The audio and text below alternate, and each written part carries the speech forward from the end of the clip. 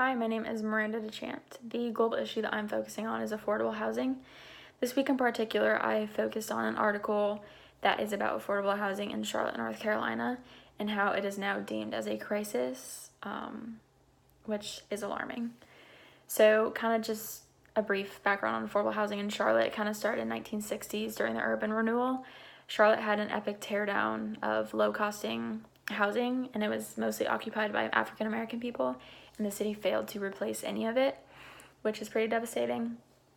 It continues today because, for example, the Lynx Blue Line zips past thousands of new apartments and all these luxury condos, but they don't go past any really affordable ones, even though it is encouraged. It is city policy.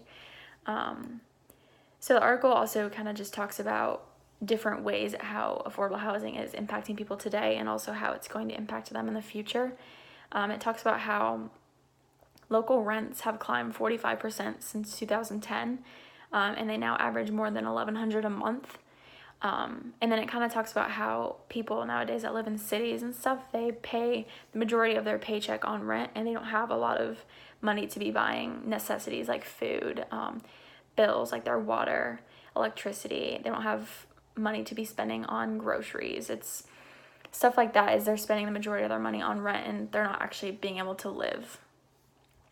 So there hasn't been a ton of action taken, but November voters approved a $50 million housing trust fund bond, and then more than triple of the $50 million bonds in the past. And then since then, a lot of private companies have been donating money, and a Foundation for the Carolinas campaign has nearly matched that with another $50 million. And then the county commissioners, who usually don't do much in terms of affordable housing, have actually allocated $11 million for rent subsidies.